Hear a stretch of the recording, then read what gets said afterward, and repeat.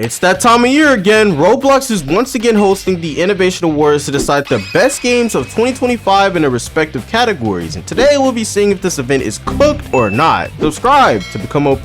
Best use of tech, this category nominated Grow a Garden, Dead Rails, Rivals, and Find Everything. Honestly, for this category, I think out of all these games, I think this award might actually end up going to Grow a Garden, because they did start this whole grow offline trend with the tech they used, where you leave the game and then your garden still grows, which was actually genius from the developers' part, because this one piece of tech is probably the main reason why the game is so popular and successful in the first place. And as you can see from the copies, it's pretty obvious people love this style of game. It encourages players to always return to the game without having to actually constantly play it. Despite my unfavorable views on Grow a Garden, I do think it actually deserves to win this award. A close second is probably Find Everything, because of how they utilize platforming, and the idea of a scavenger hunt as the whole premise of the game is super cool, but it's clear Roblox will still probably choose Grow a Garden. But I still think that Find Everything should probably realistically win. Best new experience is where I discover a trend here of games that Roblox just keeps choosing for categories, and you'll see what I'm talking about as we go through these categories. But they dominated Still a Brainrot, Forsaken, Dandy's World, and Grow a Garden. Now, if this doesn't prove that modern Roblox isn't cooked, I don't know what will, because the best game out of these is obviously Forsaken, but the fact that Still a Brainrot was even considered as a nomination proves to me that Roblox just looks at the front page for this category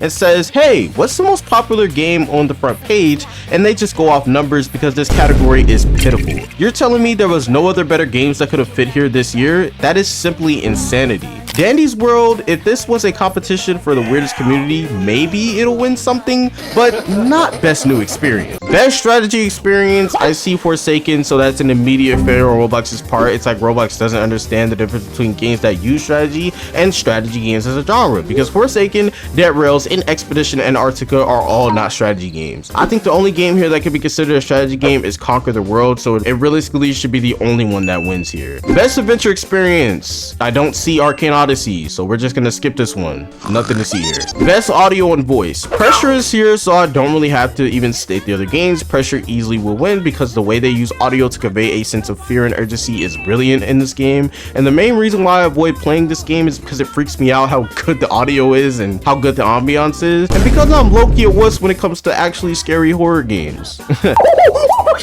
No, wait. Best action experience also makes zero sense once again. Roblox is on a roll here, y'all. Block Street shouldn't be here for obvious reasons. It's literally ass. I don't know how it keeps getting nominated. Well, I know why. Probably because the rabid community voted it in. Deep Woken, I guess, can be here, but why the hell is it here again if it was also here last year? Same with Blox Roots. And Fleet of Facility is barely an action game. It's more like a survive/horror experience, more akin to something like Forsaken. Roblox just missed completely here. They could have easily had fighting, or even a game like Combat Initiation, or even something like Judicial Shenanigans, or any other popular BG game since TSB was here last year. Like Roblox, come on now, bro. It's not that hard. Best studio, where's Do Big, guys? Oh my god, they didn't add Do Big. That's literally the best studio in Roblox's eyes, because they kept putting Still a Brainrot and Grow a Garden in categories they didn't deserve to be in. Best party and casual experience, this might be the only one where I think Dandy's World actually has any chance of winning, because Blade Ball is ass now, Rainbow Friends is a ripoff of Poppy's Playtime, and Neighbors is just gross overall because of the Roblox community. Dandy's World, you might have actually won something. Best use of IP being a category is hilarious, considering Roblox is the #1 place for stolen IP games, but I honestly think out of all these games, How to Train Your Dragon is actually a well-made game, closely followed by SpongeBob Tower Defense, which is pretty well made, all things considered. People's Choice is just a disaster of a category, with the options being Grow a Garden, Dandy's World, Forsaken, and Rivals. Let's be honest, this category is strictly a popularity contest. No matter how you feel about Grow a Garden, since it's the most popular game, it will 100% win this category. Best RPG experience, this category just sucks every year because Roblox doesn't know what a good RPG is, but thank God Block Tales is here, because if it wasn't, I would have probably crashed out. It's an easy win when you're going against monstrosities like King's Legacy, which is just a Blox Roots clone. World Zero was good, but it's nowhere near as good as Block Tales, and all glaze because Block Tales is literally the best turn-based RPG to come out on Roblox since Pokemon Brick Bronze, so it is an easy sweep. Like, and it is the exact definition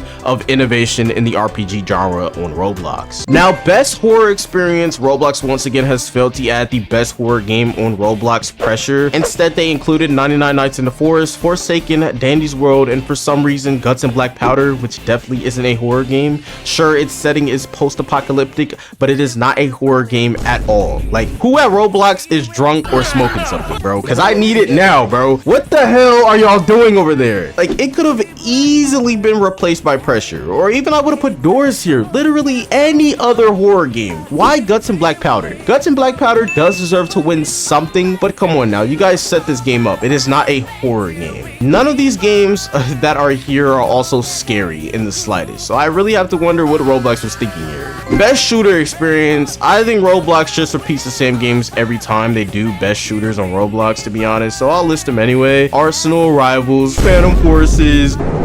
Whoa, what the fuck? The game that got exposed for having multiple predators as developers? How did this game even make the Innovation Awards anyway? It's literally a decade old and they barely update it nowadays, and it's just controversial as hell. I swear Roblox is so out of touch. I mean, we can already tell that Rivals is most likely going to win this because Arsenal wins damn near every time it's been voted. But since Rivals is now the most popular shooter on Roblox, it'll win because the Innovation Awards is ran by idiots and voted on by kids. Creative direction is where Roblox's stupidity really starts to shine. They nominated some of the worst games creatively here, being Dead Rails, Still a Brain Rot, and 99 Nights in the Forest. Dead Rails, first of all, isn't even the original game of its type. Literally, Roblox forgets it's very inspired by Dusty Trip, and it's basically a copy of it, except you are on a train. Still a Brain Rot just sucks, and there is nothing creative about this game because it's just picking up brain rot characters from a conveyor belt and hitting other people with weapons and trying to steal other people's brain rots from bases. This isn't even an original idea either, because this game idea is also stolen from Still a Character, which is just never got as popular as Still a Brain Rot, so people forget. Grow a Garden simply isn't that creative of a game because it's a base plate with garden plots that grow gardens. Now, best use of tech is fine, but creative isn't something I describe Grow a Garden as. 99 Nights of the Forest literally looks like a game straight out of 2012, but Roblox might as well pick it because it at least is the most creative game out of all these choices here, if we're going by definition. Now, best survival experience is going to be a weird category depending on what you consider to be a survival game, but the games nominated here are Forsaken, Creatures of Scenaria, Dead Rails, or Dandy's World. Now, I consider survival games to be games where you might have to eat to survive or manage certain things like real life. Like, for example, Minecraft to me is a survival game. 99 Nights in the Forest, in my opinion, would have literally been the perfect game to win here. For some reason, it's not even nominated, which makes zero sense when you keep having Dandy's World and Forsaken in multiple categories, despite it not really making much sense unless you consider Survive the Killer games to be survival games, which in my opinion would have better fit for the horror genre and not survival. But Creatures of Scenaria and Dead Rails kind of make sense here, I guess. I would go with Dead Rails since you have to manage and survive off of the things you found on your journey on the train. Best roleplay avatar sim experience, which includes Brookhaven, which makes sense, a Dusty Trip, which makes no sense, Grow a Garden, which makes even less sense, and then Life Together RP, which also makes sense. I don't know what role playing you do in Grow a Garden or a Dusty Trip, but okay. So it's an easy win for Brookhaven since it's a popularity contest anyway. Best sports experience, we have Track and Field Infinite, Basketball Legends, Basketball Zero, Volleyball Legends. Now, I immediately see a problem. Why the hell are there two basketball games here? And they could have at least added some sort of soccer or football game here, or even the multitude of Blue Lock games that came out on the platform. Now, you might be saying, oh, it's an anime game, it can't be voted.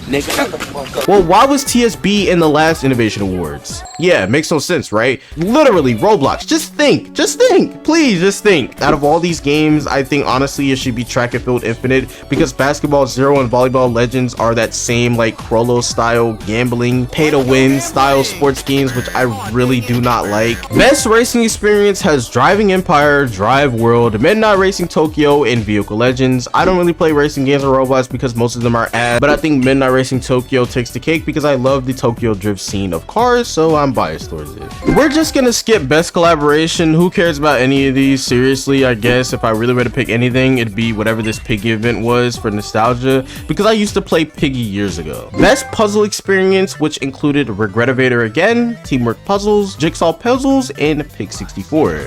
Now this category I think could honestly go to Teamwork Puzzles, which was a really fun puzzle game to play with a friend, or Pig 64, which had some really cool puzzles integrated into the game for you to progress through. So another category that Roblox took a W on, but this streak won't last for long, I know. Now on to Best Simulation Experience, which has Dress to Impress, wow, forgot about that game, Emergency Response, Grower Garden, and whatever CNA simulator is. Now Grower Garden honestly fits here, but I don't think it should win because it's been nominated way too many times. So I think this should either go to Dress to Impress, which is simply a solid fashion simulator, or a CNA simulator, which to my understanding is you playing as a person who helps around a hospital, and it's actually pretty in-depth as far as a Roblox game goes, and actually kind of teaches kids who might want to become a nurse one day. So I think that's pretty cool. Best obby and platform experience, we have Pig 64, Regretivator, Eternal Towers of Hell, and Slap Tower. Now this category is actually pretty good because every game actually deserves to be here. Now in my opinion, I think it's between Eternal Towers of Hell, which is one of the hardest obby games I've ever played, or Regretivator because it's a really creative way of making a platformer by having random floors to compete in, and it's one of the most complex games lore-wise on the platform, and the developers definitely deserve to win at least something in the Innovation Awards for that very reason, because Regretivator is actually innovative. No hate to Pig 64, but we have already had a Mario 64 inspired game back in the day, Robot 64. In Best Video Star Creator, I was snubbed here and will probably be snubbed here forever from Best Video Star Creator, mainly because I don't think Roblox likes me that much, because I critique them way too much and I don't overglaze them like the YouTubers listed here, except for NU, he's actually a cool guy. Now the actual lobby itself is basically the same as last year's, just more simplified, and the rewards are, well, rewards. Roblox did actually try to limit, you know, the rigging of the Innovation Awards like last year, so I will commend them for that. Overall, Roblox though once again has shown just how out of touch they are with the actual games on the site, as they just kept putting the wrong games in their own category, and for some reason Grower Garden, Forsaken, and Dandy's World took up so many slots that could have easily been given to different games. Free show. I don't care if the video's not about show. Free that man. Free that man. Yeah, free that man. Free him. Free him, Roblox. But as I say in every video, if you guys enjoyed this video and you like some more content like this one, don't forget to like, subscribe, and I'll see you guys next video. Peace.